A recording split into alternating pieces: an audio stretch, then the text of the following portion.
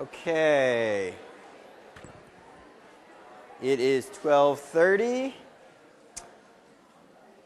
and before we get started today, I did want to ask about something. So every time I teach this class, I always do a session at some point outside of class on things you should know or be thinking about with respect to applying to graduate school. So for those of you who are thinking about going to graduate school in psychology, and perhaps particularly useful for those planning to go to graduate school in psychology but not in clinical psychology, which I know less about, there's a lot of information that's useful to have just in terms of knowing what you're getting into, but also in terms of knowing what you need to do to be successful at applying when you do apply. So we're starting to run out of time this quarter, and so I want to schedule this for sooner rather than later. Okay, thank you. My TAs always pay me. So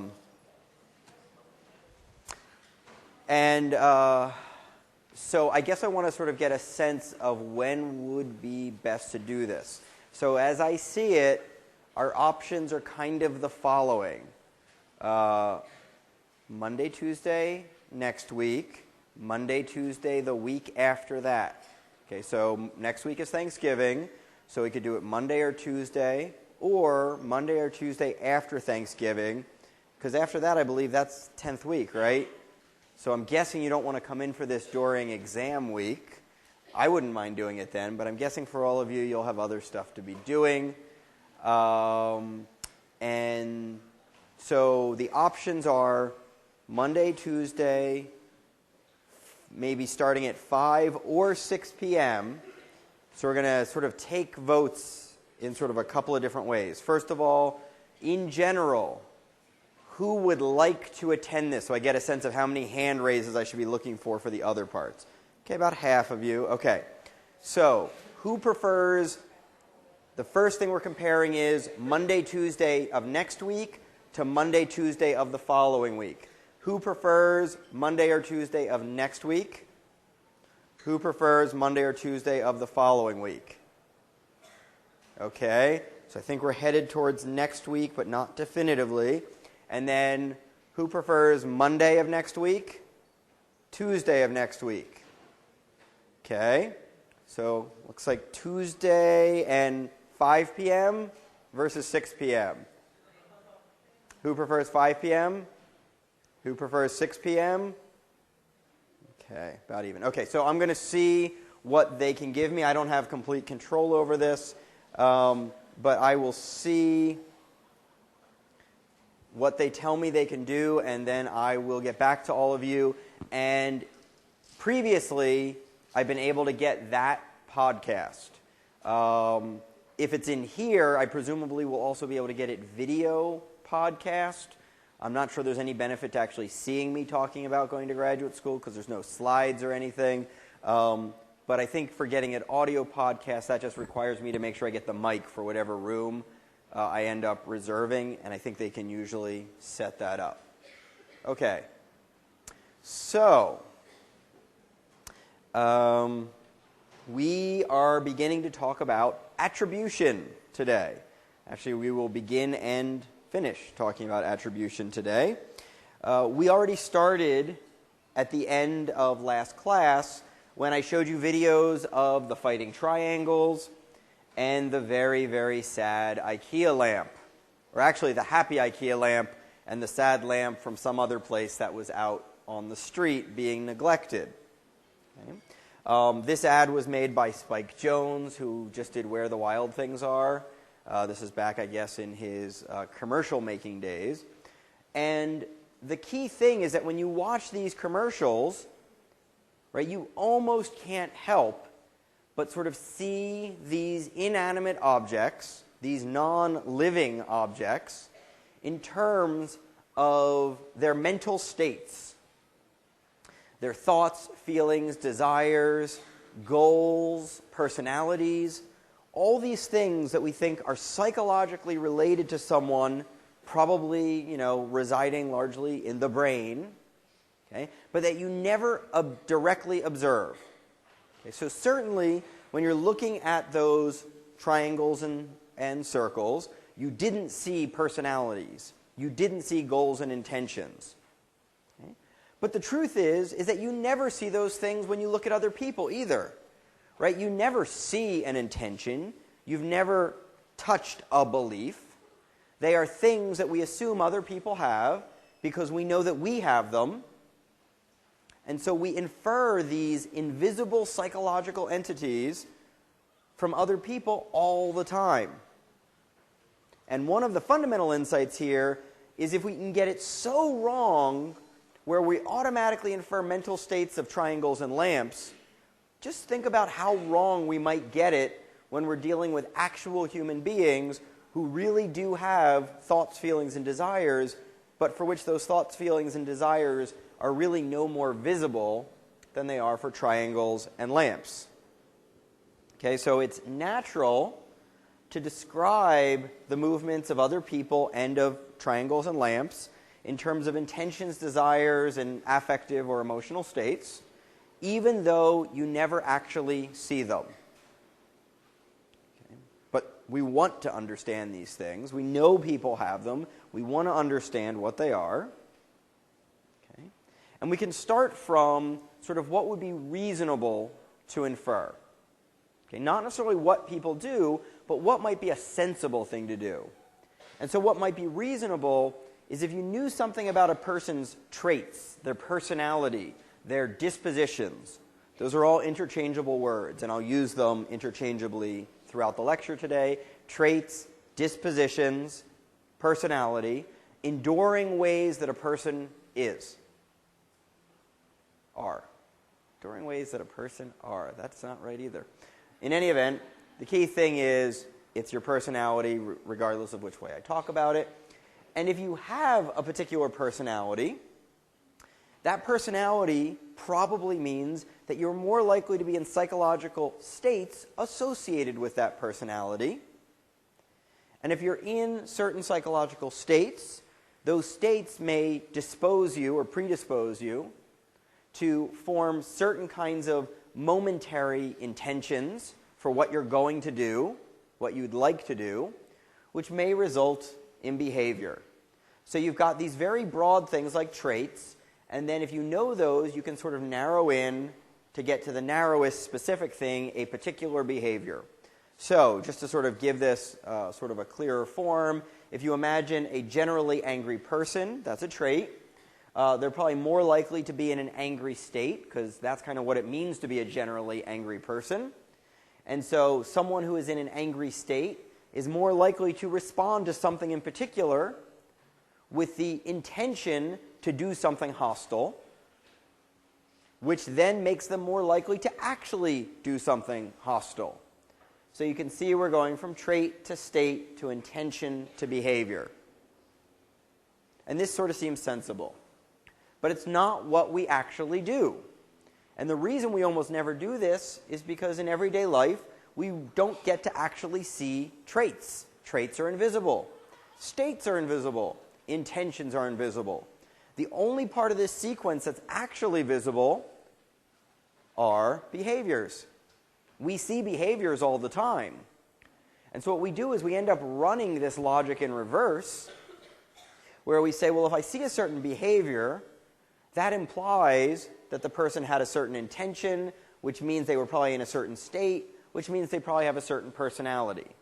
Now, I want to be really clear about this. I am not suggesting this is what we should do. See, I have the word incorrectly up here.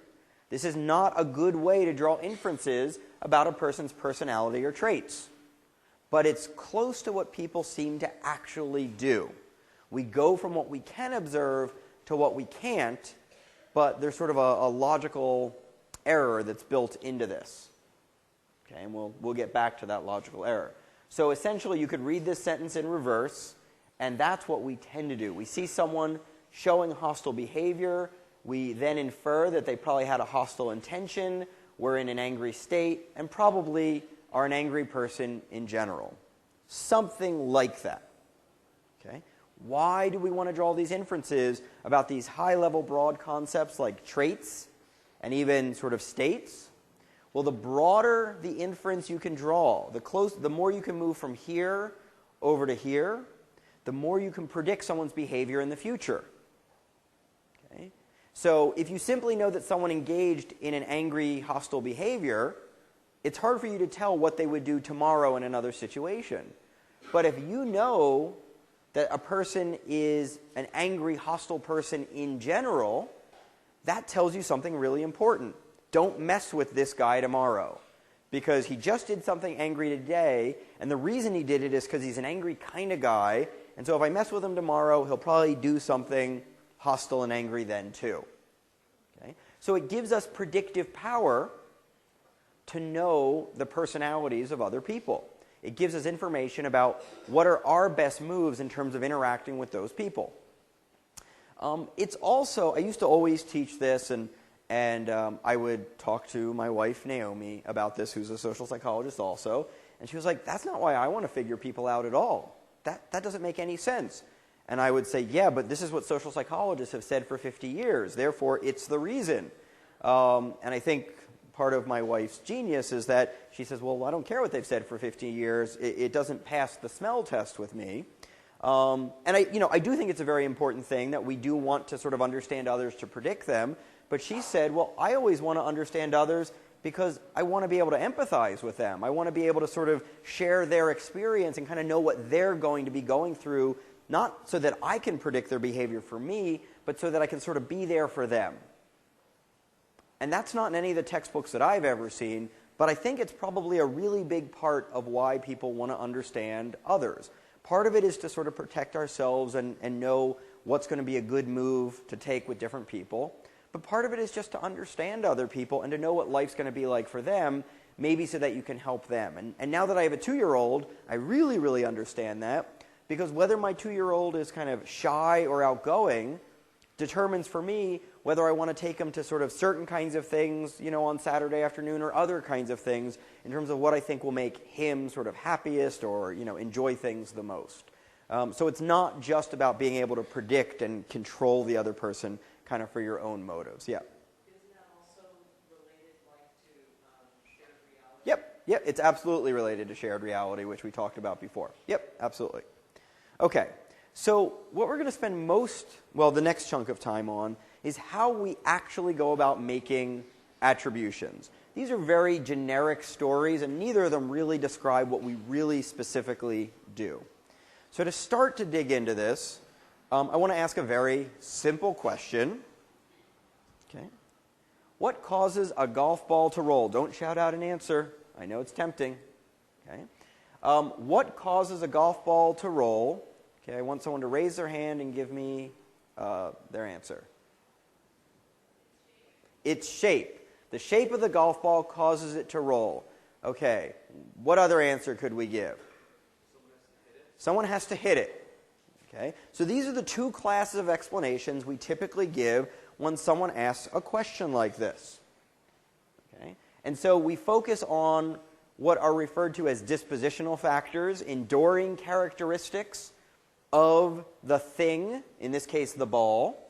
And so the first answer was the ball is round. Okay, so the shape of the ball is round. That's critical for it being the kind of thing that can roll.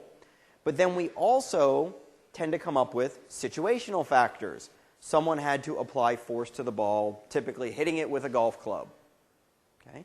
Now these two answers aren't mutually exclusive. Of course they go together. Most of the time you need someone swinging a golf club and you need the ball to be round together.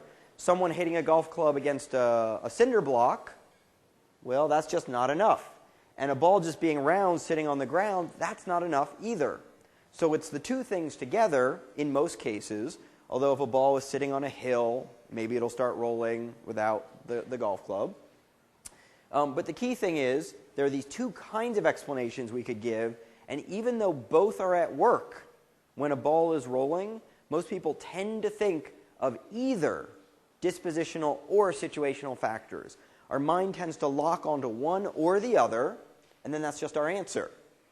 Okay, and I think with a golf ball, we might be more inclined to come up with both, but when it comes to other people and making sense of them, it turns out that we're much less likely to do that. So let's ask another, only slightly more interesting question, I suppose. Why did Joe kick Fido? And for those who don't know, Fido's a dog. Okay. Why did Joe, a human, kick the dog? Well, again, we can come up with these same two types of explanations.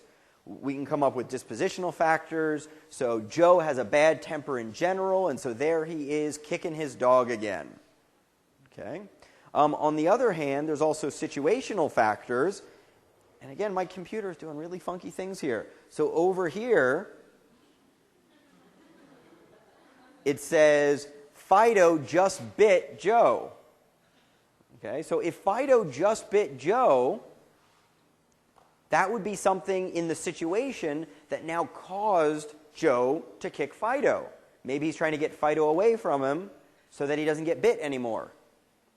Okay? So that wouldn't be something about Joe's personality or his dispositions or his traits. That would be something about the situation, the dog biting him. Okay, well, if we walk around the corner and all we see is Joe kicking Fido, how do we figure it out? It's hard to do. And so one thing that we might do is we might say, I'm going to figure this out. I'm on the case. I'm going to go follow Joe around. Okay, I'm going to stalk him and figure this out in the name of social psychology and making accurate attributions. I don't recommend this. Okay. So what we really want to know, if we want to know if Joe has a bad temper in general, we want to know, does he have that personality, that disposition? Well, we want to see what Joe does in general, and we want to see if what Joe does in one situation to the next is sensitive to what that sort of situation causes a person to do. Okay? So, for instance, if Joe really has a bad temper, and we see him, we follow him around on his birthday, and when he gets attacked by somebody, and when he's in a restaurant eating dinner, and on the day that he loses his job, okay? If he's always behaving in a hostile way across all those contexts, we'd say, oh, Joe is a really hostile guy in general. But if somebody else wasn't hostile on their birthday, but then they were hostile when they got attacked, but then they're not hostile when they're eating dinner in a restaurant, but then they get hostile when they lose their job, when they get fired, we might say that person's not so hostile. That person is responding to the situational provocations. Okay, so we might say that person is really just being sensitive to situational pressures, and they're not so hostile themselves.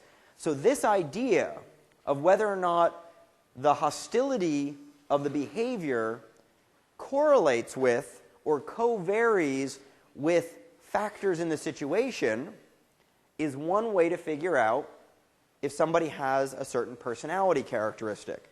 And this was sort of the insight that led Hal Kelly, who founded social psychology at UCLA, okay, and was really one of the people who originated attribution theory in general. Okay. Hal Kelly put forth what he called the covariation model, which essentially is trying to use this kind of logic to describe how it is that we should make sense of other people. And he said there's sort of three kinds of covariation that we would want to look for if we want to figure out what was really going on and why. So let's go back to Joe and Fido. He's got these three factors, and I promise you, I will not ask you about the names of these three factors on the exam because I have never been able to remember them myself. And that just doesn't seem fair at all. So the first factor he called distinctiveness. And by distinctiveness, what he wants to know is Joe mean to lots of folks, or is Joe only mean to Fido? Okay? If Joe is mean to lots of folks, then it might suggest that he has a bad temper in general, that he's not sort of discriminating from person to person, but he's just in general showing a temper. The second factor he called consensus, and this focuses on the other person. Is everyone mean to Fido? Right? If so, maybe it's not something about Joe's personality. Maybe it's something about Fido that causes everyone to end up being mean to Fido, like Fido bites everybody. So if Fido bites everybody, and we know that, we might be less inclined to say Joe has a bad temper. And then lastly, consistency. Okay? So does Joe always kick Fido every chance he gets? Okay? So every time he walks by, he gives Fido a little kick. Or not. Okay? And if the answer is no, this suggests that there might be something temporary in that particular situation of Joe and Fido interacting that might have temporarily provoked Joe. Like Joe just had a really bad day at work, he just got fired, he's really angry because of that, and now he's, kicking the dog. And so it doesn't have anything to do with Fido, but it also may not reflect Joe's long-term personality. Okay? So Hal Kelly said, this is how you figure out what was really going on in that situation, why it was that Joe kicked Fido. Okay? So the key thing is not even to remember, I not only will not ask you these terms, I won't ask you to remember what was implied by any of these terms. Okay? The key thing is that there's these different kinds of covariation, these different kinds of events over time that we could look at and use the relationship between the behavior and the situation to estimate something about kind of the personality of the actors that were involved in that situation. Now, the problem with this covariation model, first of all, is that it's a model of what we should do. It's not a model of what we actually do. Okay? People don't go follow other people around across lots and lots of situations just to figure out if they have a bad temper. It's not what people do, so it's not a model of anything in terms of what actually happens. But the second thing is that the only way this model works is if you get to see lots of behavior from the same person or the same set of actors over time, but in real life, we don't. Sometimes we walk into a situation and it's nothing but strangers, we see something happen, and we draw inferences right away. Right? Remember the dangerous snake. We don't have to know the snake and follow the snake around for a long time. We see the snake, and at the same time that we see the snake, we are inferring automatically, instantaneously, that it is dangerous. So we're talking about something kind of similar here. So this was Hal Kelly's model. And then there was another model that was sort of around the same time that was in some ways a competitor that I think addresses these kinds of issues. And this is Ned Jones's correspondent inference theory. Okay? Ned Jones is actually my academic grandfather, which sounds odd, but in academics we talk about those things. So Dan Gilbert was my advisor in grad school. Ned Jones was his advisor in graduate school. And strange thing is, he and I both have gout. And I don't think you're supposed to be able to get gout from your academic grandfather, but apparently I did. In any event, correspondent inference theory, which is a horrible name for a theory, but I'll try to make clear why he called that in a couple of minutes.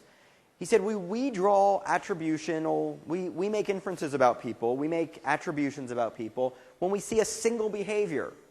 I mean, sometimes we do it from more behaviors, but we have to be able to explain how people do it from a single behavior and how they should do it effectively from a single behavior. And so he put forward this kind of algebraic formula to explain sort of the factors that go into explaining behavior. He said, and this is conceptual, it's not real algebra, it's not real math, but he said behavior is essentially a combination of two factors, dispositional and situational factors. Those two things together kind of sum to cause the behavior we see. So someone can engage in a specific hostile behavior because they're very high on hostility as a personality characteristic, or because some situational provocation caused them in that moment to behave in a hostile fashion, even though that's not their personality. Okay, so these two things kind of sum together, and so conceptually we can imagine that if a behavior is somehow rated as a 75 on a 100-point scale of hostility, and I'm just making this up, this is really just conceptual, it's not real math here, then we can say the dispositional hostility and situational factors provoking hostility kind of have to add up to 75 to explain that behavior. Okay? And so what he suggested is we can take this formula and we can sort of apply algebra to it, and we can solve, right, for another factor. So B equals D plus S, behavior equals disposition plus situation. We can solve for the D. And we end up with D equals B minus S. In other words, dispositional hostility roughly corresponds to the strength of the behavioral hostility minus the strength of the situational provocation towards hostility. Okay. So, if you've got a 75 on the behavior and you've got a really strong situational provocation, like a 75, then that tells us the amount of dispositional points we should be assigning to this person is 0, roughly. Okay? It's conceptual. Now, one of Ned Jones's big insights is that unlike Hal Kelly, he doesn't think we have to go following people around to figure out kind of how this person responds to lots of different situational pressures. One of his big insights is that we already know what the S is. As soon as we see the behavior, we know what the S is. Because we all have a shared database of knowledge about how situational pressures work. Okay? So we all know that when you're in the library, the situational pressure is to be quiet. Okay? We all know that when you're running in a race, the situational pressure is to go fast. We already know what the situational norms are without having to go follow someone around from situation to situation. Okay? So he talked about these as situational constraints. The situation constrains our behavior or provokes our behavior. Okay? And we all share knowledge of social norms and how they work. And as a result of this, we don't have to go stalking people to see how they behave in lots of different situations. Okay? We already know what's relevant in a single situation. So, imagine you see someone in the library, okay, and they're being quiet. So the behavior is like 100 on quietness, and the situational pressure is 100 on the quietness norm. There's a strong pressure to be quiet in the library. Well, you put those two things together on the right side of the equation, 100 minus 100, tells you shouldn't assign an attribution, a dispositional attribution to this person, because the difference between those two numbers is a 0. But if the behavior is a 50, so the person isn't being very quiet, they're being relatively loud, and they're in a library where the norm is to be very quiet, well, now you're comparing 100 versus 50, and when you solve that, when you subtract that, it leaves you 50 points left over that need to be assigned to a disposition. Okay? So the greater the discrepancy between kind of the strength of the behavior and the strength of the social norm or the situational pressure, the more we are justified in making an attribution to the person's personality. Okay? So, we do not make dispositional inferences when the social norm creates or accounts for or explains the behavior. If the behavior is simply in line with the situational norm, it's already explained. We don't need to invoke someone's personality to explain why someone's being quiet in the library. We know why people are quiet in the library. It's not because they're quiet people. It's because they know the norm that you're supposed to be quiet in the library.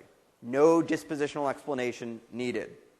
When do we draw dispositional explanations, dispositional inferences? When we see counter-normative behavior. And counter-normative behavior is essentially when there is a discrepancy between the strength of the behavior and the strength of the situational norm. So when the situational norm is to be quiet in the library and someone is being loud in the library, that behavior is counter-normative. It is not fitting with the norms of that situation. Okay? And so when you see counter-normative behavior, even when it's just one instance of counter-normative behavior, it implies a correspondence between the behavior that you've seen and the target, the person that you're looking at, their internal dispositions. So somebody being loud in the library is more likely to be a loud person in general than someone being quiet in the library. But somebody being loud at a concert is not necessarily more likely to be dispositionally louder than someone who's quiet at a concert. They might be, but there's less of a strong norm there for whether you personally should be loud or quiet, and it's okay to be loud at a concert. It's okay to be quiet too. There's no strong norm there of what you have to do. Okay? But when there is a norm and the person is violating that norm, okay, then we are justified in drawing a dispositional inference. So if B is stronger or really just different from the situational norm, from the situational provocation, then it suggests that there is a disposition at work. Okay, now, I want to tell you about the classic study that Ned Jones did to explain, to look at this phenomenon. Oh, and before I do that, correspondent inference theory. Correspondent inference has to do with what's right here. Okay? If you see counter-normative behavior, then you are justified in assuming, in making the inference, that there is a correspondence between the behavior and the personality. So if you see a hostile behavior and it's unprovoked by the situation, you are justified in inferring the corresponding personality characteristic. So the corresponding personality characteristic to a hostile behavior is a hostile personality. Okay? So his theory is about when it is appropriate to infer the corresponding personality from the behavior that you're observing. Correspondent inference theory. Yep. Right. We're going to get to that. Yeah, we'll definitely get to that in the next 4 minutes. Yeah. No, it's a good thought to have at just about this time. So, he did this very famous study that's often referred to as the Castro study. Okay, this is one of the probably 10 most important studies in the history of social psychology. You might want to know it, say on December 4th. In this study, subjects were asked to read essays that had ostensibly been written by other students. So they believe that these essays have been written by other students, and the essays they read are either pro-Castro or anti-Castro. And for those who don't know, Fidel Castro, until very recently, was the communist dictator of Cuba for decades and decades, and back in the 60s was not a very popular guy in the United States. I'm not sure he's ever been a particularly popular guy in the United States, but the key thing is when this study was run, Castro, not quite the same, but think of, Osama bin Laden or the guy Ahmadinejad in Iran, right? People that we don't like on the world stage for whatever reason. There's sort of a general norm of not liking them. And you read an essay written by another student that's either very supportive of Castro or antagonistic and negative towards Castro. Okay? And you're told, depending on what condition you are in, that the subject got to choose whether to write a pro or anti-Castro essay, or they were required by the experimenter. Okay, so you're told one of two things happened. You're told the experimenter went to the subject and said, hey, we need you to write an essay about Castro. We'd like you to either take the pro or anti position. You can choose whatever you want and go ahead and write that. Okay, so that's one condition. And then sometimes subjects are told that the person who wrote this essay was simply informed, you are in the pro-Castro condition. I'd like you to write an essay about the reasons why Fidel Castro should be liked and admired, or I forget what the exact wording was. Okay. Be careful not to confuse this with the essay writing studies from cognitive dissonance. They're different. In the cognitive dissonance studies, you, the subject, are the ones writing the essay.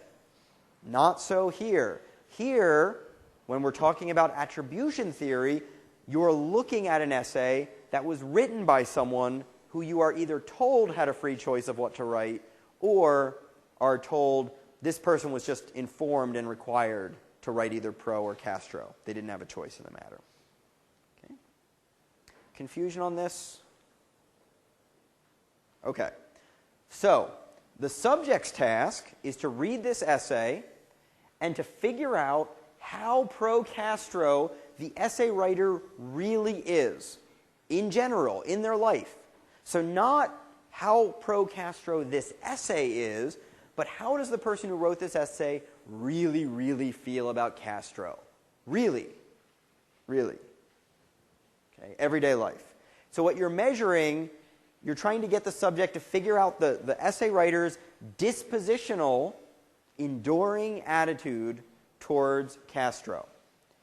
So, based on what we know about correspondent inference theory, if the person who wrote this essay was required to write a pro-Castro essay, then there's a match between the pro-Castro behavior that we see in terms of the writing and the situational inducement to write a pro-Castro essay. Those two should cancel out, and we shouldn't draw a dispositional inference.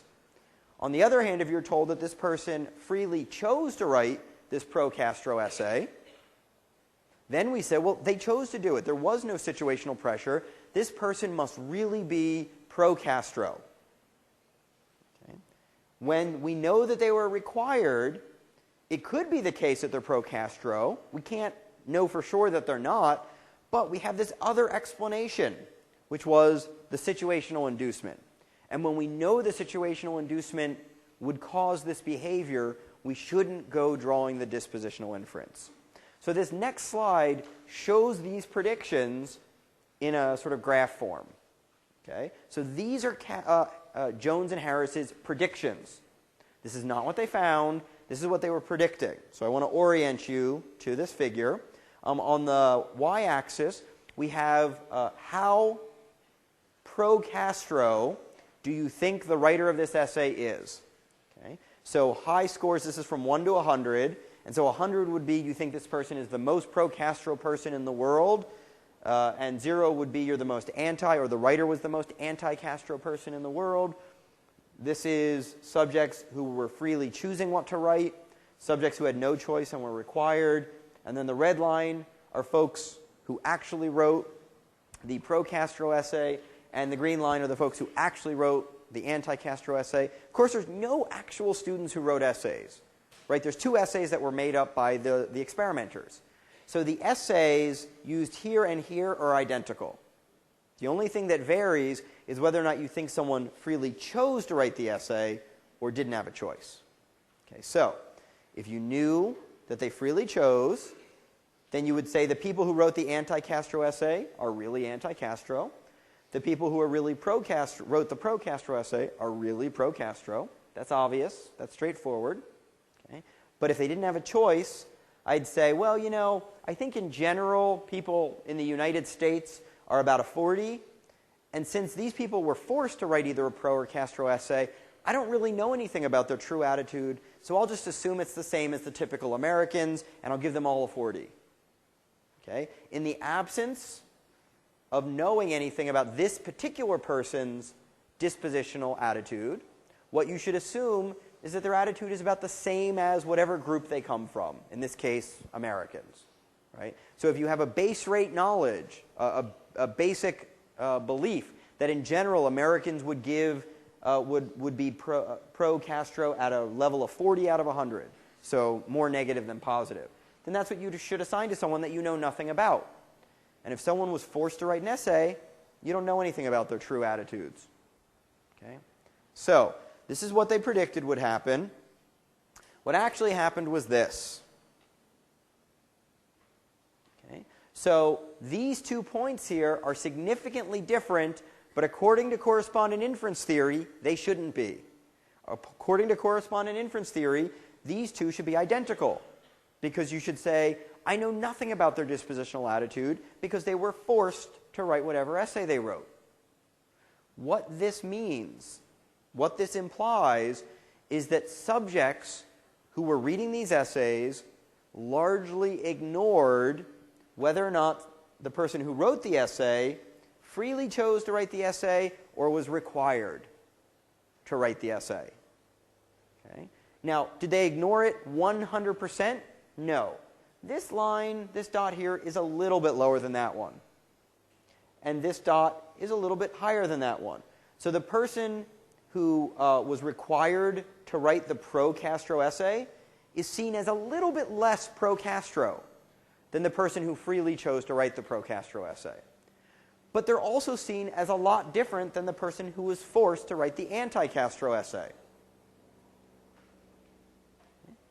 So it's like these people have a gun to their head saying, you have to do this. And if someone had a gun to their head, you'd say, I shouldn't believe anything about what just came out of their mouth. They had a gun to their head. But what this suggests is, nope, we ignore the gun and assume that that person really does, to some extent, believe what they were writing, even though they were required to take the position they took. Okay? So, the big insight here is people ignore situational factors when they're making sense of other people's behavior. Not 100%, but like 90%. And forget the numbers. The key thing is we largely overlook the impact of the situation on other people's behavior. Okay. Remember, we talked about day one. Situations are invisible. So that was your point. That was your question. Situations are typically invisible, and so it's hard for us to take them into account. But here, subjects are told about the situation explicitly. It's not invisible, but it's ignored. The situational pressure is, largely speaking, ignored here. So what this means is Ned Jones's beautiful correspondent inference theory is wrong. Okay, this is a rare event in the history of psychology, when someone puts out a theory that's beautiful and elegant and then gets famous for showing that theory is wrong. Okay? That's really good science, but it almost never happens. So he put forward correspondent inference theory, which is almost exactly what we don't do. And so his theory has been largely forgotten. But what has been remembered is not correspondent inference theory, but the correspondence bias. Okay? So that's the upshot of this, is that we tend to assume there is a greater correspondence between the behavior and the disposition or personality factors than is truly warranted given the situational pressures. Okay? So we assume there is more of a correspondence than there really than we're really justified in saying. Okay? So that's why it's called the correspondence bias. Lee Ross, who we've heard about many studies from him already, he renamed this in 1977. He renamed it the fundamental attribution error. Okay? The fundamental attribution error. He says this is the primary basic social mistake that we make constantly, every day, in every context. So it's fundamental, the fundamental attribution error. Sometimes people just call it the FAE, fundamental attribution error. Okay? And this is the name that's mostly stuck. Even though he didn't do the studies to develop it, this is the name that has kind of stuck, the fundamental attribution error. Okay? So what is this error, or the correspondence bias? It's the tendency to make dispositional attributions from observed behavior, even when situational influences can account for the behavior. So if correspondent inference theory said this is the right formula, human beings, in fact, do something more like this. They just ignore this part altogether, most of the time, and they just act as if these two things are equivalent. Hostile behavior means hostile person. I don't need to know about the situation. This is what we do most of the time. Okay, so we're no longer talking about what people should do to draw accurate inferences. This is what people actually do, and they draw inaccurate inferences. That's why it's an error or a bias.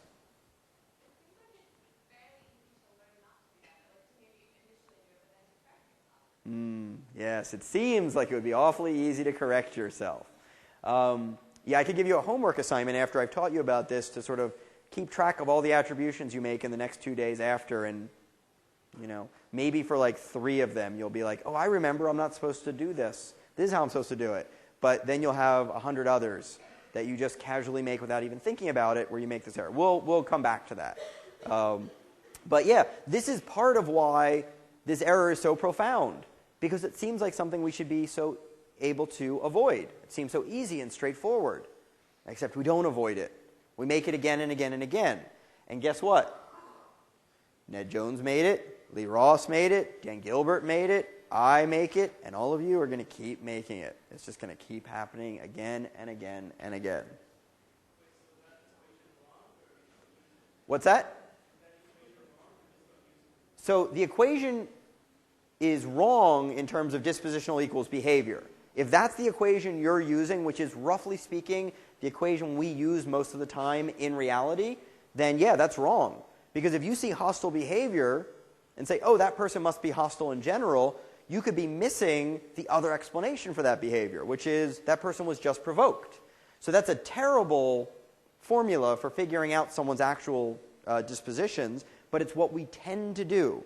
Not what we should do, what we tend to do. What we should do is exactly what Ned Jones originally said, but we don't do that most of the time. Isn't that kind of like the actor-observer?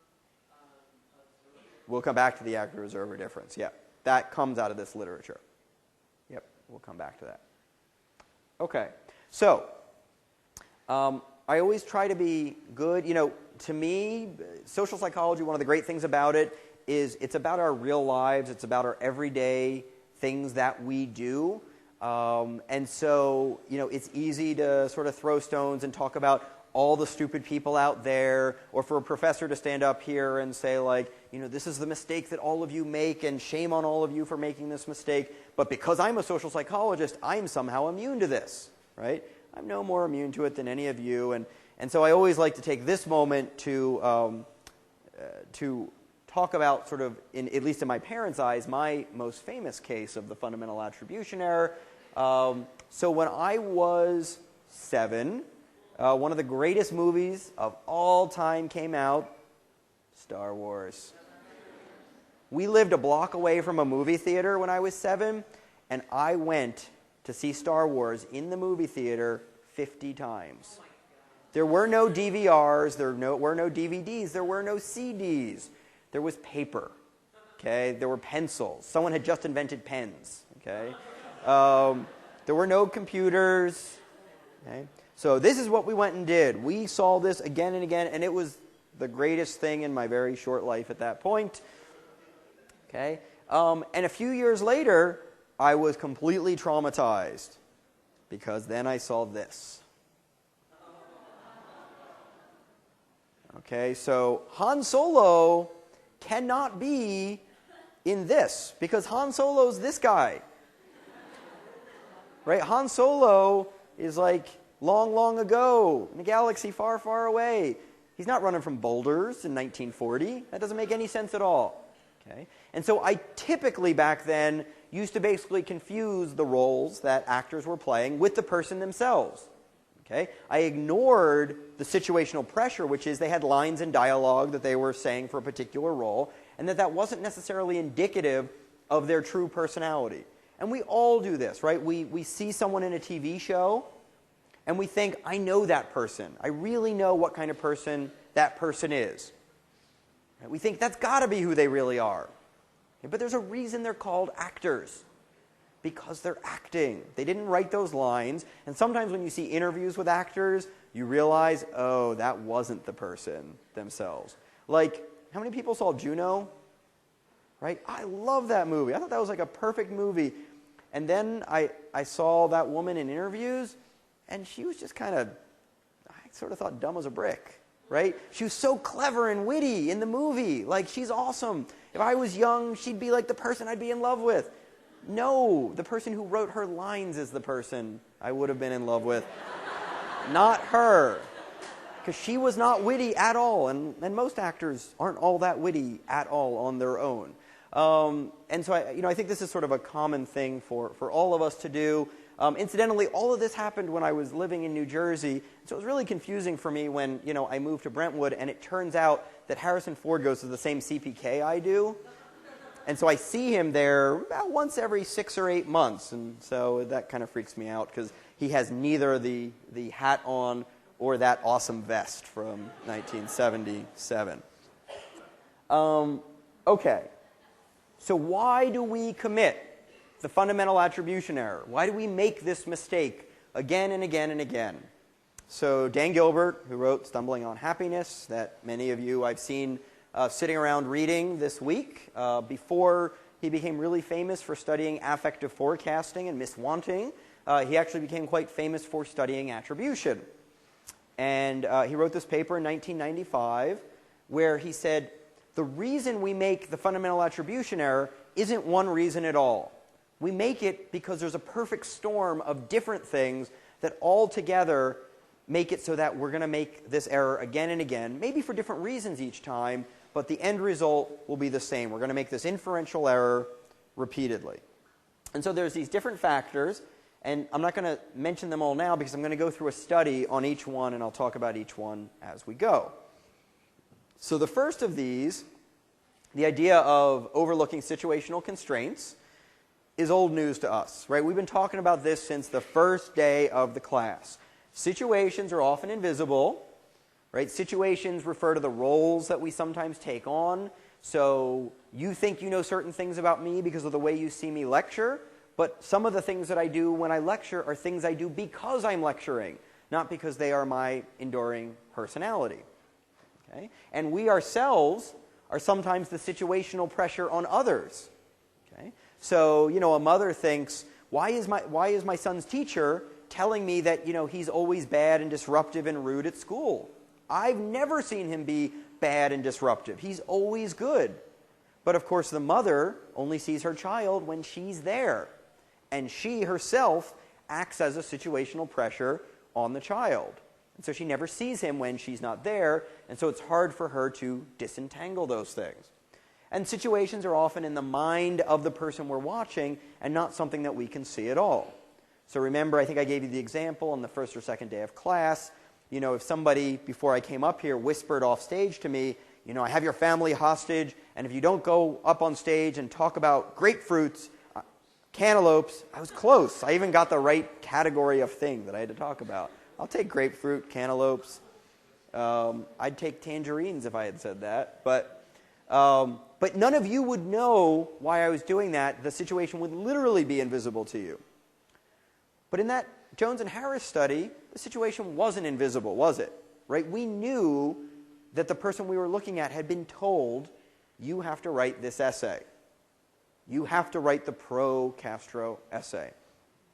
So a second explanation is that even when we know that a situational pressure might be present, we often have inaccurate theories of the situational influence. That is, we have some sort of personal belief about how strong that situational pressure really is and how much it would really affect someone's behavior. And it turns out that a lot of times those theories are crap. Okay? We often have terrible theories, and if you're reading affective forecasting this week, you know that in many ways we have lousy theories about how we ourselves will feel at some point in the future. If we get exactly what we want, we often don't end up enjoying it at that point the way we thought we would. Okay? So here, this is about sort of inaccurate theories we have of different situations. And Sherman in 1980 did a study where he was sort of basing it on other work that had been done at the time. And what he did is he found people, let's talk about the counter-attitudinal essay. He said, okay, I'm going to ask all of you, if you were in an experiment and the experimenter said to you, I want you to write an essay in favor of raising tuition, okay, which is particularly appropriate today. If you were asked to write that essay, would you be willing? Okay? And when people were asked, would they be willing to do something that went against their norms and beliefs, only 30% of them said, yes, I would write that essay. Okay? But in fact, when they did the study, 70% of people were actually willing to write the essay. Okay? So these folks have a bad theory of how much the situational pressure would affect them. And that bad theory is then what they use to make sense of the other person. Okay? So they think, I wouldn't write a counter-attitudinal essay, or if someone asked me to call someone up and sing on the phone to them, people say, I wouldn't do that. But then when you're actually in the study, people do it. Okay? People will do almost anything an experimenter asks them to do, but we don't believe we will in the abstract. We believe that the situational pressure won't be that strong and I'll be able to stand up to it easily. I won't do it. right? And you can think back to the Milgram study and how that same idea is relevant there as well. So people have bad theories, okay, of how the situation is likely to affect them or other people. And if you have a bad theory, if you think the situation might apply some pressure but not that much, you're going to end up with the wrong attribution. Okay, the third factor he talks about is salience. Okay, and this one, and we talked about this a little when we talked about objective self-awareness. Okay, it turns out that the fundamental attribution error is something that we primarily make when we're looking at other people, but we don't make the fundamental attribution error for ourselves. Okay, so when we look at someone else showing up late for a meeting, we say, "Oh, what's wrong with that person? Why are they late? They just don't care very much. They're not a very professional person." Okay? But when we're late for a meeting, all we're focused on is the fact that there was traffic on the 405, right? Or, coming in here, someone stopped me who needed something from me, and I had to stop for 5 minutes to talk to them, right? When we think about our own behavior, we're very acutely aware of all the situational factors that led us to behave the way we did. You mean like that? Yes, it's just like that. Okay, why is there this discrepancy between making the fundamental attribution error for others and not making it for ourselves? Well, you could tell a motivational story about this, right? You could say that we're motivated to find ways to kind of forgive ourselves for our wrong behavior, like being late for something, our bad behavior, and we're more motivated to sort of go that extra mile for ourselves than we are for other people.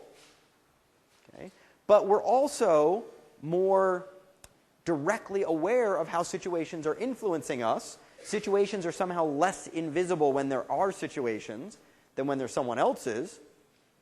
Okay? And so salience has to do with what sort of attention getting. What are we focused on perceptually, psychologically? What jumps out at us? So, just to give you because some people I know have trouble with the word salience. If you went into a room, okay, and there were, 50 people who were 5'8" and one guy who was 6'4", he would be salient. He would be the thing that grabbed your attention. If you went into a room and there were 30 people wearing blue shirts and one person wearing a green shirt, the person in the green shirt would be salient. It would capture our attention. Okay, so that's what salience means and refers to. And the idea is, from the actor-observer difference, is that if this is you and you're interacting with someone else, right, for you, them as a situational pressure on you is very salient. Okay, the thing that's salient for me is not my own behavior as I talk to you, but your behavior and the way it might be affecting me and making me comfortable or nervous or whatever it is. Okay. So, when I'm trying to understand why I'm a little bit nervous, I think about what I was just looking at, you. You made me nervous. But when I think about what makes you nervous, right, I'm unlikely to think about me because I don't see myself. I'm busy being myself. I don't see myself at the same time.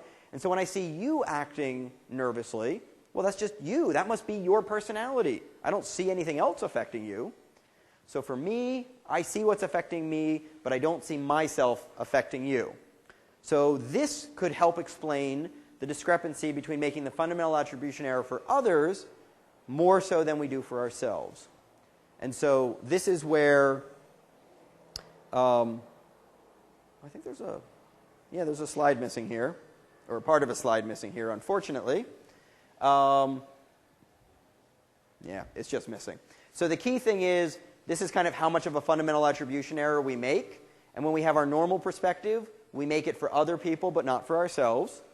And then if you watch the videotape from the other person's perspective, basically these two bars are supposed to reverse here. So you get a small red bar and a large white bar, yellow bar. So we make the fundamental attribution error more for ourselves when we are watching a video of ourselves, okay? And then we make our own behavior the thing that's salient to us. Okay? So our visual perspective can adjust how much of a fundamental attribution error we make. and this is referred to as the actor-observer difference or actor-observer effect. And we already talked about it in the context of objective self-awareness. Okay, so the last major explanation is actually the thing that Dan Gilbert initially got famous for. And it's probably the study that most got me interested in thinking about automaticity and control, which is obviously, I think, a big factor in social cognition. So that's Dan. And yeah, it's funny, when he was doing these photos, I think this photo might be on the Stumbling on Happiness jacket, his wife took 2 pictures of him with the exact same expression, but one he took off his glasses because he really liked how the bottom of his face looked here.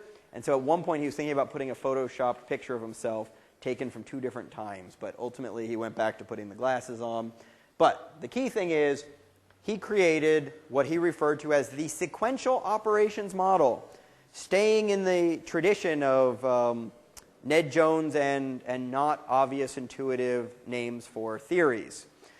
Sequential operations model refers to the fact, according to Dan Gilbert, and lots of evidence supports this, that the attribution process is a 2-step process that unfolds over time.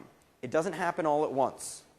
He says there's something that happens first, and then something else that happens second.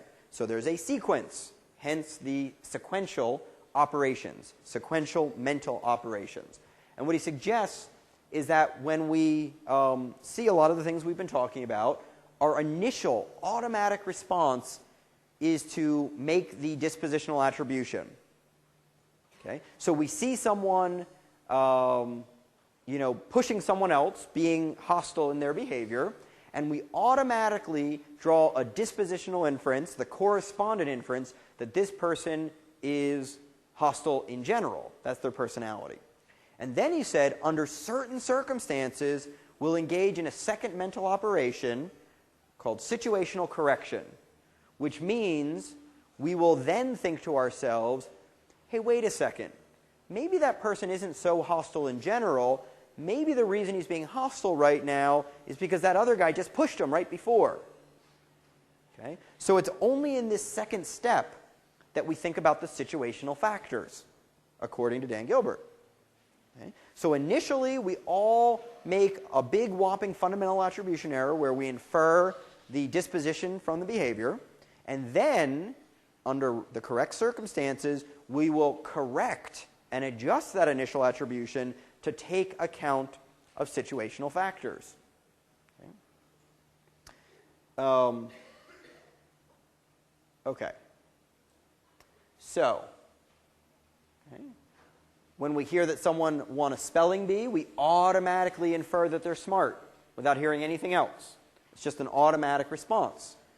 But there's a second step where if we are motivated to really be accurate, and if we're not under cognitive load, or what Dan Gilbert called cognitive busyness, okay? If you are not under cognitive load, then you will correct the initial inference that this person's really smart using relevant situational information, but this takes effort. Okay, to put this in the language that we've used before, this is pre-reflective, this is reflective conscious thought. Okay, the initial attribution, pre-reflective, it just happens spontaneously, automatically, but then reflective conscious thought is needed to correct that. Okay? And so, for instance, let's say we knew that the person in the spelling bee was 15 and everyone else in the spelling bee was 9. Okay? Right? So what was the Adam Sandler movie where he goes back to school and wins the 3rd grade spelling bee? Billy Madison, right? One of the greatest movies of all time. Maybe. I liked it. Anyway. So in that one, right, the idea, according to this theory, is that you would initially automatically infer, person wins the spelling bee, they're smart, but if you're motivated and you're not distracted and not cognitively loaded or busy, okay, then you would say, wait a second, maybe that guy's not so smart because he just beat out people that should be easy to beat. The situational pressures are sort of too easy there. Okay, and so that's why he won. Or right? So that's the Billy Madison situation. You can also take the Doogie Howser situation, where the guy who wins the spelling bee is 9, and everybody else in the spelling bee is 18. Okay? Then you would initially say this person's smart, but as you thought later about the situational factors, you'd say, well, wait a second, this guy won when everybody was that much older and presumably more educated. That means he's even smarter than I initially thought. So we take our initial dispositional attribution and we adjust it as we think more thoughtfully about the situational information, the situational pressures. Okay? So a lot of the time, the reason you might get a fundamental attribution error is because people are walking through their day not terribly motivated and distracted thinking about something else. And so if you're cognitively busy and you're not terribly motivated, you're just going to go to that first step of behavior equals disposition. And you're not going to correct it because you're not motivated to. If it's a two-step process and the second step requires effort, maybe you just never get there. So that's one of the reasons, according to this model, you get the fundamental attribution error. Okay? And we'll come back to the second one in just a second. Okay? So he did this study. It's probably one of the most cited studies in the last 20 years, where he brought subjects in, and they watched a video of a woman. Okay? And the sound was turned off, ostensibly to protect her anonymity or something. And this woman is acting anxiously on the videotape. So she just sort of looks uncomfortable, and she's kind of turning away from the video camera and just looking anxious. It's very obvious that she's anxious. And you're told that she's being interviewed by someone else, and you are informed of what she's being interviewed about. She's being interviewed about a variety of different topics. Okay? Half the time you are told she's being interviewed about anxiety-provoking topics. Like she's been asked to talk about a time that she was publicly humiliated. Okay, that's anxiety-provoking. I think one of the other anxiety-provoking topics, and mind you, she's talking to a complete stranger on the videotape, being taped, talking to a complete stranger. Another one of the topics was, tell us about your sexual fantasies. Okay? Or you're told she's talking about calming, relaxing topics. So tell us about your favorite vacation. Tell us about your favorite restaurant. Tell us about your favorite book. Things that would put most people at ease and put them in a relatively good mood. Okay? So you know that this woman has either been asked to talk about the anxiety-provoking or calming, relaxing topics. Okay? You are either put under cognitive load or not while you watch the video of her. Okay? And in some of these studies, people were asked to rehearse an 8-digit number in their head from the beginning of the video to the end of the video. And the key thing is, before they ever watch the video, the subjects are told, we want you to figure out how anxious this woman is in her everyday life. Okay, so this is important. Just like the Castro study, we're not trying to ask how anxious is she right now in the video, but rather how anxious is she when she's not around this particular situation, but in general, in her everyday life. So what's her personality? What's her disposition? Okay? Assess her true level of dispositional anxiety.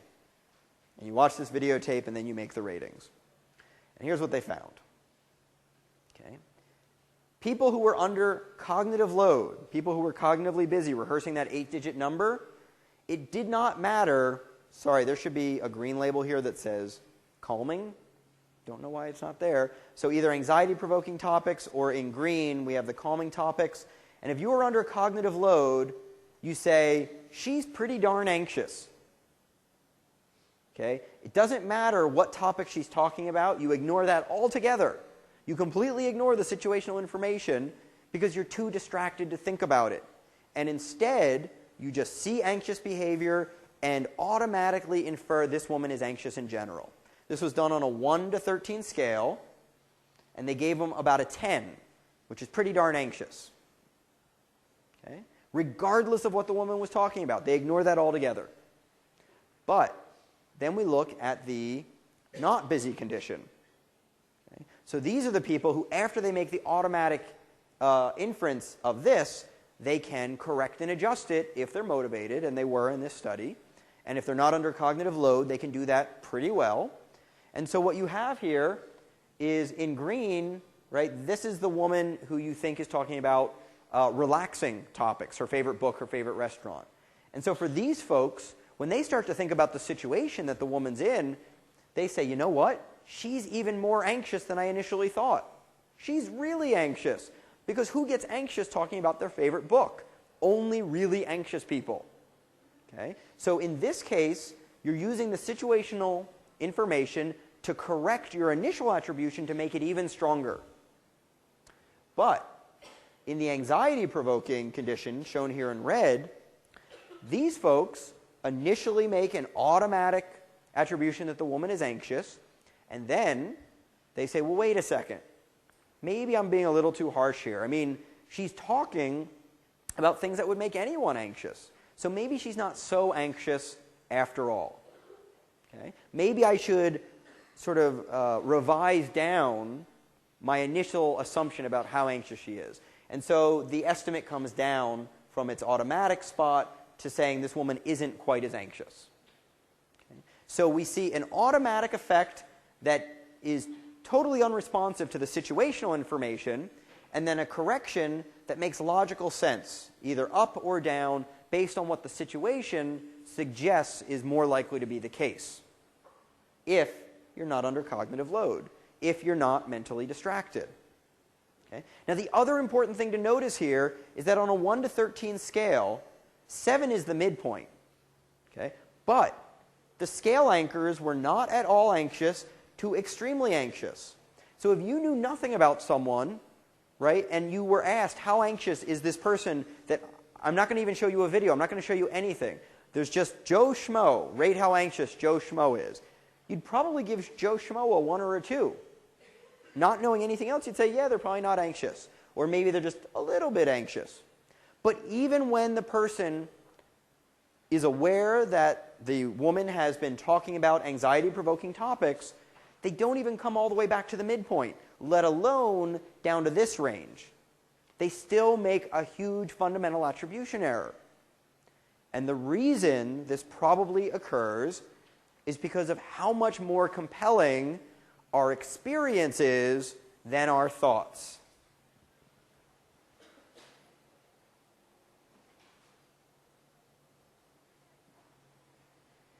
And what I mean by this is that this is responding to what you see. And what you see is reality. It is compelling. It's hard to look at reality and say, maybe that's not reality. This is all about what you think. And we believe our thoughts are mistaken all the time. I've never seen blue when it was really red. Okay? I see correctly, at least I believe I do. Right? This goes back to situational construal and naive realism. The things I see and experience are reality for me, and there's really no way to get me to change my mind. But my thoughts, they're just thoughts, right? I have lots of thoughts. I have 100 thoughts a day that are wrong, so why shouldn't this one be wrong? So we don't give them as much weight. So we start by saying, wow, this woman's anxious. And then we say, well, maybe she's not quite as anxious as I thought. But I don't go back to saying, maybe she's not anxious at all, because I see her being anxious. How could someone behave anxiously if they're not anxious at all? Well, lots of people behave anxiously if they're not dispositionally anxious at all. But our brains basically just can't handle that. And so we say, nope, if I see anxious behavior, even if I know they're in an anxiety-provoking situation, nope, they're anxious. They're really, really anxious, just not as quite as much as I initially thought. So, just summarize this slide. Under cognitive load, the anxious behavior is taken to indicate the corresponding disposition, the anxious disposition. Without load, this initial attribution is corrected or adjusted, but even when people correct, they still end up making a strong dispositional attribution, and that's because they're anchoring on the observed experienced behavior as a starting point. And we'll have a few more slides left on this lecture on Tuesday, and I will email everyone about setting up the time to talk about graduate school. Have a great weekend.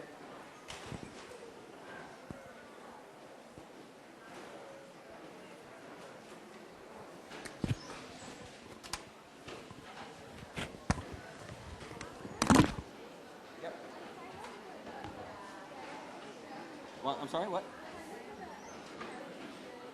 There was nothing for extra credit. That was for fMRI. On Sona? Okay. I would have no idea. I didn't do it. It's one of my students, but okay, go ahead.